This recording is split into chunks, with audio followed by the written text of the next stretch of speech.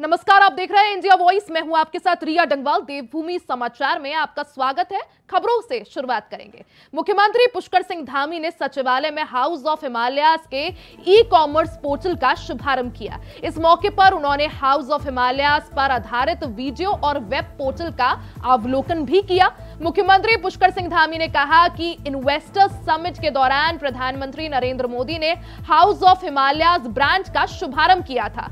House of Himalayas brand Uttarakhand के स्थानीय उत्पादों का एक ब्रांड है जिसे हम सबने मिलकर देश के साथ पूरी दुनिया में पहुंचाना है। उन्होंने आगे कहा कि इसका ऑनलाइन प्लेटफॉर्म तैयार होने से ये लोगों तक जरूर पहुंचेगा।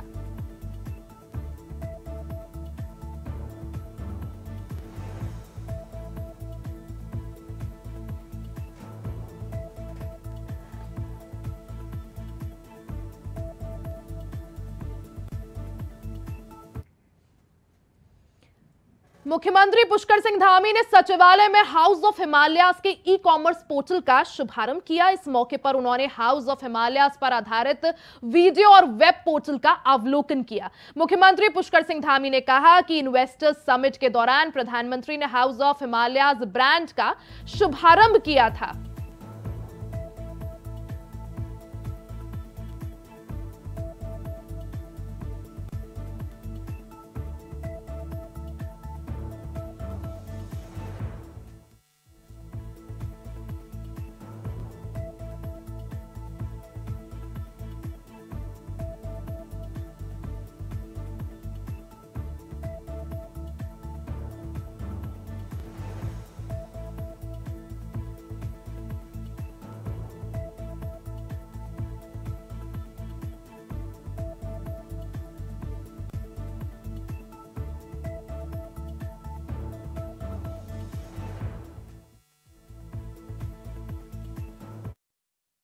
देखिए, जिस तरीके से सत्ता में बैठे हुए लोगों ने स्टेट बैंक पर जो है दबाव बना करके ये स्टेट बैंक से कहलवाया था कि 15 जून के बाद जो है जो स्थिति है उसको हम स्पष्ट करने का काम करेंगे, लेकिन सुप्रीम कोर्ट ने जिस तरीके से स्टेट बैंक को फटकार लगाई है और कहा है कि कल यानी 12 तारीख को जो है वो स्टेटस रिपोर्ट जो है कोर्ट में सबमिट करे और 15 को सार्वजनिक करे। 15 को जब चीज़ें सार्वजनिक हो जाएगी तो सब चीज़ें खुल जाएगी कि किस राजनीतिक दल को कहाँ से कितना चुनाव जो है फंड मिला है, किसने दिया है, सब चीज़ें साफ हो जाएगी। खबर देहरादून से है, जहां राज्य स्तरीय बैंकर्स समिति की 88वीं बैठक का आयोजन देहरादून के एक निजी होटल में किया गया। इस बैठक में कई बैंकों के अधिकारी शामिल हुए। मुख्य अतिथि के रूप में वित्त मंत्री प्रेमचंद अग्रवाल ने बैठक में शिरकत की। वहीं इस मौके पर बैठक को संबोधित करते हुए वित्त मंत्री प्रेमचंद अग्रवाल ने कहा कि हम सभी का यही उद्देश्य होना चाहिए कि सरकार की ज्यादा से ज्यादा योजनाओं का लाभ जनता को मिले। साथ ही उन्होंने बताया कि बैंकिंग क्षेत्र में उत्तराखंड में पहले की अपेक्षा में काफी सुधार आया है। ज्यादा से ज्यादा बैंक शाखाओं का खुलना दर्शाता है कि यह क्षेत्र खुशहाली की ओर बढ़ रहा है।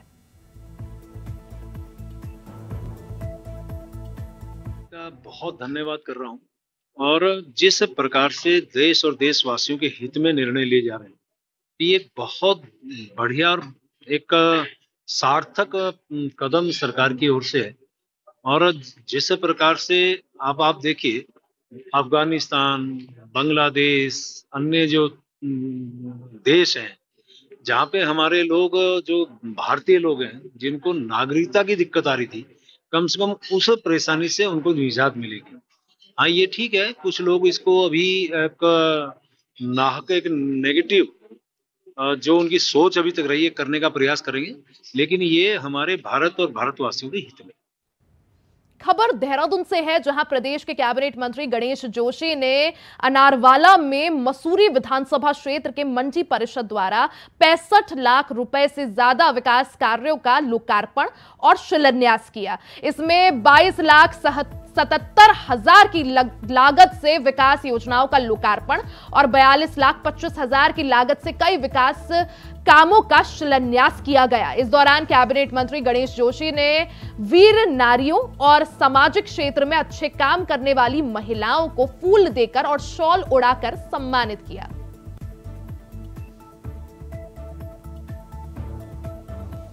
आज भारतीय जनता पार्टी चाहे दिल्ली की सरकार हो, चाहे पुष्कर सिंह धामी की उत्तराखंड की सरकार हो, हमारी सरकार सबके साथ, सबका विकास, सब विश्वास और सबका प्रयास धारे को लेकर काम करती है। ये मेरी विधानसभा क्षेत्र का एक पूर्व सैनिक बहुल्य क्षेत्र है और लगातार 3 बार से मैं, हालांकि 4 बार से एमएलए हूं, पहले मैं दूसरी सीट से था, लोगों का आशीर्वाद मुझे मिला है। और अभी इस वार्ड के अंदर 9 तारीख को हमने 1,33,00,000 के कार्यों का लोकार्पण किया था। आज 65 लाख से अधिक कार्यों का शिलान्यास लोकार्पण हमने यहाँ पर किया है। और मैंने यहाँ की जनता से वादा लिया है कि एक बार मोदी जी को फिर प्रधानमंत्री बनाना है और मुझे पूरा भरोसा है जब वोटों की गिनती होगी इस बूथ से सबसे ज्यादा मत भारतीय जनता पार्टी को मिलेंगे और मोदी जी देश के प्रधानमंत्री बनेंगे। खबर पौड़ी से है, जहां ख्याति प्राप्त राज्य पुरस्कृत मतदाताओं का नाम मतदाता सूची में शामिल करने को लेकर संयुक्त मजिस्ट्रेट ने तहसील परिसर में बैठक आयोजित की। संयुक्त मजिस्ट्रेट ने बताया कि पौड़ी विधानसभा में जितने भी ख्याति प्राप्त राज्य पुरस्कृत लोग हैं, जिन्होंने अलग अलग क्षेत्रों जैसे खेल, शिक्षा, संस्कृति राज्य में अपनी अहम भूमिका निभाई है, ऐसे लोगों के नाम पौड़ी विधानसभा में दर्ज किए जाए ताकि दूसरे लोग भी मतदान के लिए उनसे प्रेरणा ले। उन्होंने राजस्व उप निरीक्षकों को इसके लिए दिशा निर्देश दिए। इसके साथ ही मीडिया से जुड़े लोगों से भी आग्रह किया कि अगर उनके संज्ञान में कोई ऐसा युवक है जिसने समाज के लिए अपनी अहम भूमिका निभाई है लेकिन उनका नाम किसी कारणवश मतदाता सूची में शामिल नहीं है तो उनकी जानकारी दे ताकि ऐसे लोगों के नाम मतदाता सूची में दर्ज हो जो समाज के लिए अपनी अहम भूमिका निभा रहे हैं।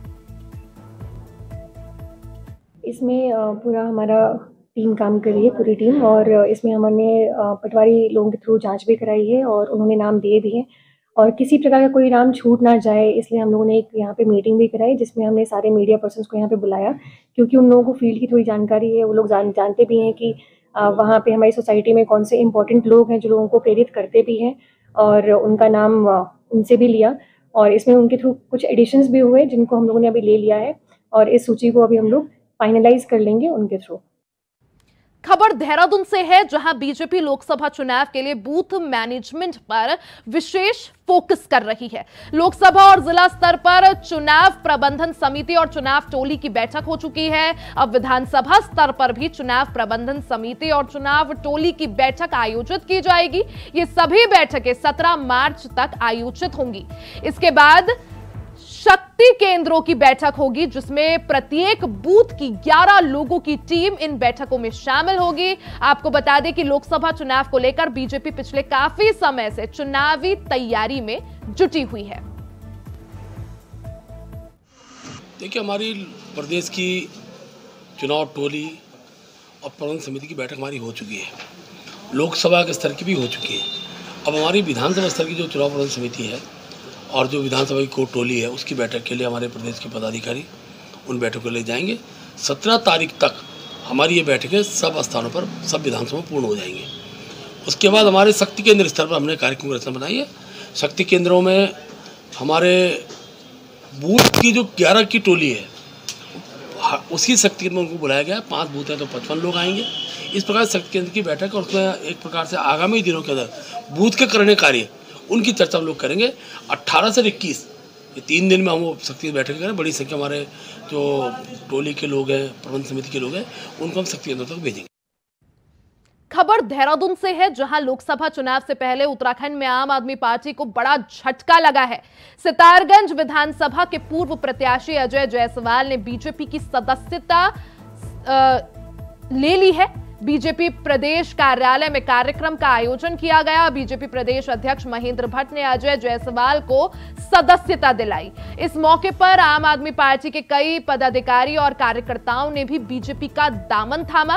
वहीं इस मौके पर यूथ कांग्रेस की प्रदेश सचिव अंकिता पाल ने भी बीजेपी की सदस्यता ले ली है। वहीं कांग्रेस पार्टी के कई पदाधिकारियों और कार्यकर्ताओं ने भी बीजेपी का दामन थाम लिया है। देखिए, टिहरी लोकसभा और पौड़ी लोकसभा के बाद मैंने जैसे कल कहा, अब हमारा पूरा फोकस नैनीताल लोकसभा पर है। और कल से लगातार आप देख रहे होंगे समाज के हर वर्ग के लोग पार्टी की सत्ता ले रहे हैं। जनाधार वाले नेता आ रहे हैं। कल अल्पसंख्यक समुदाय के अनेकों जो जनप्रतिनिधि वहाँ से जुड़े हैं। और आज बंगाली समुदाय के अनेकों जनप्रतिनिधि, आप जैसे हमारे अजय जायसवाल जी हैं, आप चेयरमैन रहे हैं शक्ति फार्म के, और ऐसे इनके साथ बड़ी संख्या में लोग हमारे साथ जुड़े हैं। हमारी बहन अंकिता पाल, आप भी मूलतः पिथौरागढ़ की हैं और यूथ कांग्रेस की महासचिव है। आज उन्होंने सत्ता ग्रहण की, बड़ी संख्या में लोग आ रहे हैं। और मैंने जैसे कहा कि हम धीरे धीरे हर लोकसभा में हमारा लक्ष्य था 5 लाख से लोकसभा जीतना, उस क्रम की ओर आगे बढ़ रहे हैं। बड़ी संख्या में समाज का हर वर्ग जुड़ रहा है। इसी दृष्टिकोण से आज का कार्यक्रम है। और 15 तारीख के बाद फिर एक और बड़ी ज्वाइनिंग का कार्यक्रम।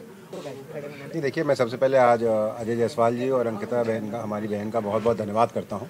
दोनों जनप्रिय नेता भी रहे हैं। अजय जायसवाल जी हमारे शक्तिगढ़ नगर पंचायत के चेयरमैन रहे हैं और इंडिपेंडेंट चेयरमैन रहे हैं। तो आप सोच सकते हैं कि इंडिपेंडेंट जीतना कितना मुश्किल होता है। और 2022 में आम आदमी पार्टी से ये भारतीय जनता पार्टी के खिलाफ चुनाव लड़े थे सितारगंज से, और 12,800 वोट के आसपास ये ले गए थे, जो कि सेकंड हाईएस्ट आम आदमी पार्टी के कार्यकर्ता कोई भी कैंडिडेट वोट ले गया था, उसमें सेकंड हाईएस्ट यही थे। मैं इनका धन्यवाद करता हूं। इनके साथ आए वो समस्त कार्यकर्ताओं का धन्यवाद करता हूं जिन्होंने आज भारतीय जनता पार्टी के ऊपर अपनी आस्था जताई है, माननीय मोदी जी के नेतृत्व को स्वीकारा है और माननीय पुष्कर सिंह धामी जी के नेतृत्व को सराहाया है।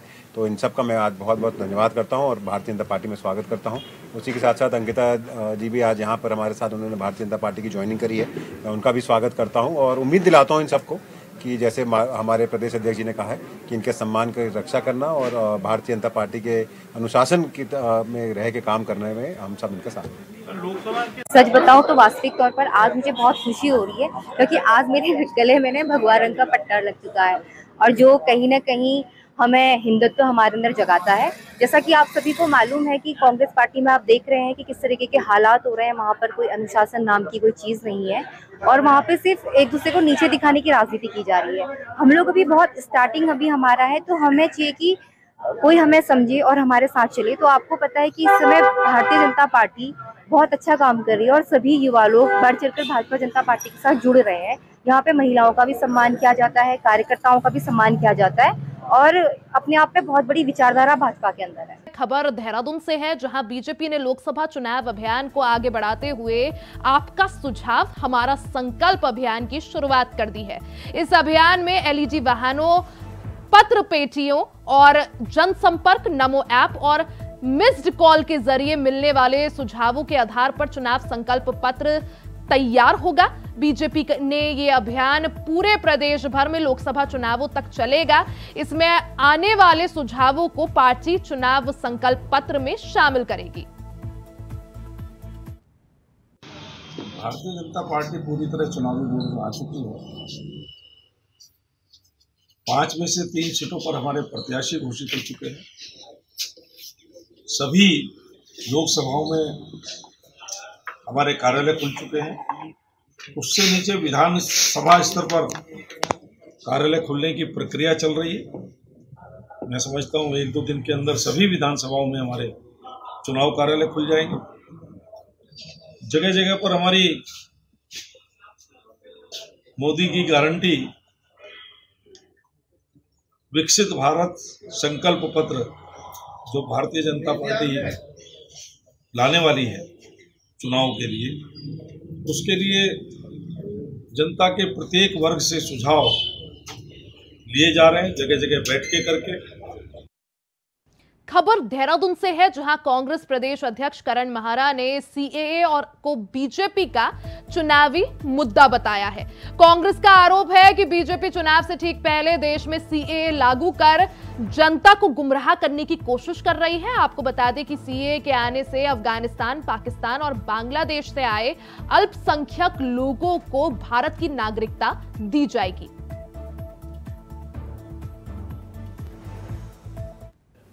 देखिए, सीएए लागू जो किया गया है उसमें पहला ऑब्जेक्शन तो हमको टाइमिंग का है कि 10 साल के शासन में नरेंद्र मोदी और उनकी सरकार ने सीएए को लागू नहीं किया, और जब बिल्कुल अंतिम दौर आ गया है और चुनाव की घोषणा बाकी है, इस समय सीएए को लागू करना, मुझे लगता है कि चुनाव में वोटों के ध्रुवीकरण और लोगों को डराने की नीयत से लागू किया गया है। इसमें पूरे राष्ट्र में लागू नहीं हो रहा है। जो संविधान की 6ठी अनुसूची में जो राज्य शामिल हैं, 2019 के जो पूर्वोत्तर के ऐसे राज्य हैं जिनमें आदिवासी या हमारे ओबीसी के लोग हैं, एसटी के लोग हैं, उनको इससे बाहर किया जा रहा है।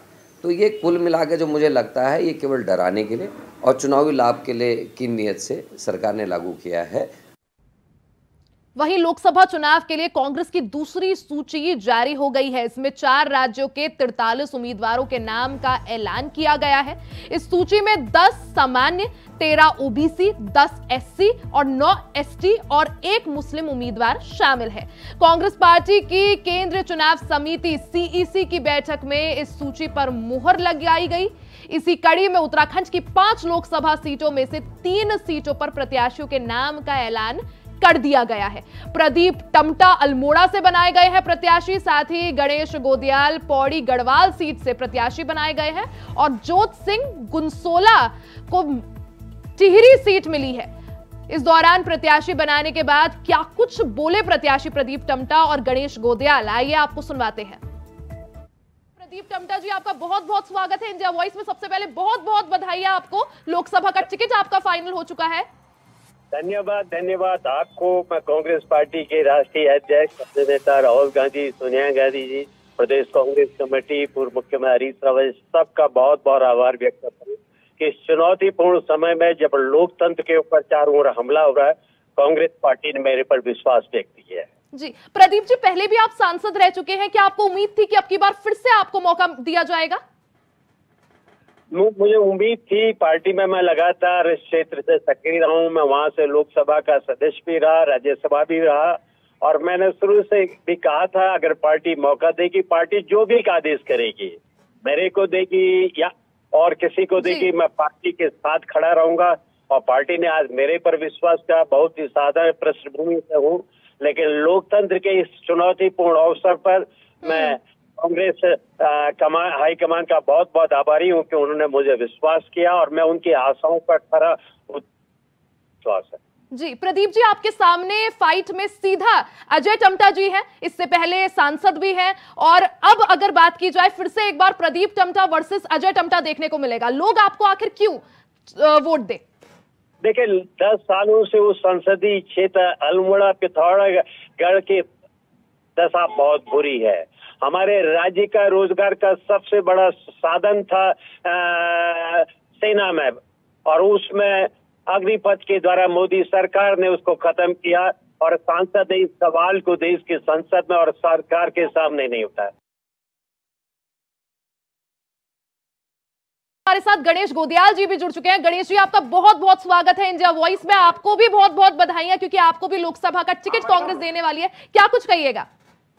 जी बहुत बहुत आपका धन्यवाद। और हमें जनता पर विश्वास है। जिस प्रकार से आज पूरे हिंदुस्तान में, पूरे भारतवर्ष में लोकतंत्र को कुचलकर भारतीय जनता पार्टी की सरकारों ने, चाहे वो राज्यों में हो और चाहे वो केंद्र में हो, जिस प्रकार से लोगों के सपने जगाकर उन सपनों को चकनाचूर किया है, हम उन चीजों को लोगों के बीच लेकर जाएंगे। हम दोनों पार्टियों में फर्क महसूस कराएंगे कि कांग्रेस के समय में ये था और आज की हकीकत ये है।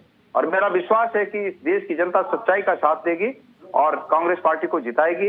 हम अपने संबंधित जो लोकसभा क्षेत्र जहां से हम लोगों को टिकट मिले हैं, 5 लोकसभा क्षेत्र में मजबूती के साथ चुनाव लड़ेंगे। गणेश जी, 2014 के बाद से ही 5 लोकसभा सीट पर बीजेपी काबिज है। अब की बार आखिर क्या कुछ कांग्रेस के मुद्दे रहेंगे? किन मुद्दों को लेकर कांग्रेस चुनावी मैदान में उतरेगी? लेकिन उस पर एक शब्द नहीं कहा। इनके नेताओं ने जिस प्रकार से हमारे यहाँ पर अंकिता भंडारी के रूप में एक बेटी के साथ जो अत्याचार किए, हमारे जो तमाम एक ही हमारा सहारा था कि हम शौर्य के साथ फौज में शामिल होते थे हमारे बच्चे, उस संभावना को जिस प्रकार से खत्म कर दिया, जिस प्रकार से केदारनाथ बद्रीनाथ के मंदिरों में सोने की चोरी भी और बाहर आके बड़े बड़े नारे लगाते हैं, इन सब चीजों को जनता के पास ले जाया जाएगा। जिस प्रकार से बेरोजगारी आज तमाम जगह पैर पसारे हुए है, बेरोजगारी का आलम है, इन सब चीजों को जनता के पास ले जाया जाएगा और जनता की अदालत में भारतीय जनता पार्टी के नेताओं को जवाब देना पड़ेगा। इसी के साथ देवभूमि समाचार में फिलहाल के लिए सिर्फ इतना ही। खबरों का सिलसिला आगे भी जारी रहेगा। बने रहे हमारे साथ, देखते रहे इंडिया वॉइस।